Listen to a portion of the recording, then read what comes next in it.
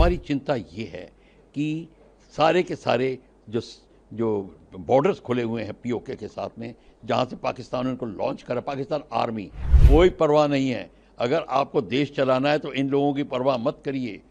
Governor साहब बड़ा अच्छा काम कर रहे हैं, बड़ी मेहनत कर रहे हैं, भाग दौड़ कर रहे हैं, लेकिन जिम्मेदारी ये तो उन्हीं की पड़ती है ना। एक दूसरे से ऐसे दोषारोपण करने से लाभ नहीं है। सिचुएशन तो चिंताजनक है, पर उससे पहले हमारा हार्दिक हम संवेदन व्यक्त करते हैं अपने शहीदों की तरफ।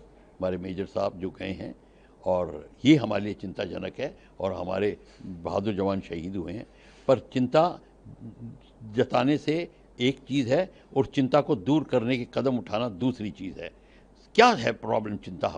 हमारी चिंता ये है कि सारे के सारे जो बॉर्डर्स खुले हुए हैं पीओके के साथ में, जहाँ से पाकिस्तान ने उनको लॉन्च करा, पाकिस्तान आर्मी, गवर्नमेंट नहीं, पाकिस्तान की पब्लिक नहीं, वो कश्मीर का मुद्दा ही नहीं चाहते। वो भारत से खुला बॉर्डर चाहते हैं और फैलसूफी चाहते हैं। आर्मी, क्योंकि उनकी अहमियत चैलेंज होती है, इसलिए वो ये मुद्दा जारी रखना चाहते हैं और इन्फिल्ट्रेट करा रहे हैं टेररिस्ट को। वो आ रहे हैं कश्मीर के अंदर, भारत का अंग, और वहाँ से उनको स्लीपर सेल्स, उनका बोर्डिंग लॉजिंग, उनका खाना पीना और एम्युनिशन सप्लाई, मॉनिटरी सप्लाई सब कुछ देती है।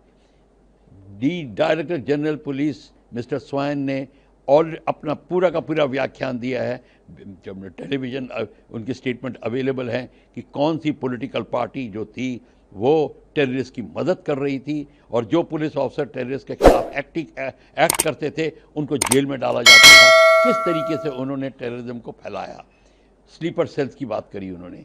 तो ये सारा का सारा अब इसको लेकर कार्रवाई करनी पड़ेगी। हमें ये फिक्र नहीं करना पड़ेगा कि ये ऑपोजिशन लीडर ये बोल रहा है, ये बोल रही है, ये बोल रहा है। कोई परवाह नहीं है। अगर आपको देश चलाना है तो इन लोगों की परवाह मत करिए। देश पहले आता है, ये लोग बहुत बाद में आते हैं। तो ये हमारे को चिंता का विषय बना हुआ है।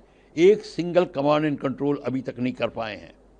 जब तक एक सिंगल कमांड एंड कंट्रोल नहीं होगा, एक कमांडर के अंडर में सब के सारी सिक्योरिटी फोर्सेस, उनकी इंटेलिजेंस गैदरिंग नहीं आएंगी, तब तक आपके पास इंफॉर्मेशन का वितरण ठीक नहीं होगा और आप एक्ट नहीं ठीक कर पाएंगे। और फिर आपके जितने कमांडर है, अगर वो सारी की सारी एजेंसीज जो सिक्योरिटी फोर्सेस अलग अलग कमांडर के अंदर में होंगी, तो आप एक रथ के अंदर जो 5 घोड़े लगाए हैं और हर एक उनका अलग अलग घोड़ों को ले जा रहा है, और 5 सारथी बैठाओ और 5 घोड़े लगाओ, फिर आप देखिए क्या होगा। एग्जैक्टली वही हो रहा है कश्मीर के अंदर। सब अपने अपने झंडे लहरा रहे हैं और अपना उल्लू सीधा कर रहे हैं। पर चिंताजनक ये है कि कोई कोऑर्डिनेट नहीं करता, चाहे वो काम करना भी चाहते हो, उनका काम नहीं होता पूरा। ये कारण है। सो आपके single command and control, border बंद हो जाए, और आपके स्लीपर सेल्स को अब निकालना आप शुरू करिए। वो हर एक लेवल पे हैं गवर्नमेंट के, चाहे गवर्नमेंट के पैरामिलिट्री फोर्सेस के लेवल में हो, सिक्योरिटी फोर्सेस के, एडमिनिस्ट्रेशन के, ट्रांसपोर्टेट, हर जगह पे हैं। वो परसेंटेज ज़्यादा नहीं है, बाकी लोग सब भारत के हैं। जितने भी इस्लामिक तबके के लोग, वो भारत के से मेरे लॉयल हैं।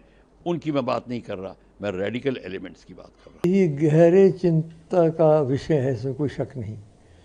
कई वर्षों तक आतंकवादियों ने कश्मीर वादी में अपने काम किया था, और वहाँ बहुत बड़ी कठिनाई से, बड़ी हिम्मत से उनको सबको कंट्रोल में लाया गया है। इक्कड़ उक्कड़ तो होते रहते हैं, लेकिन जो बड़े पैने पर कर रहे थे वो कश्मीर में नहीं हो रहा। अब लगता है इन्होंने जम्मू की ओर अपना ध्यान देना शुरू कर दिया है।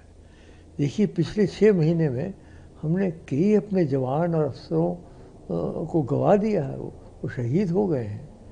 यानी बहुत ही गंभीर विषय है ये।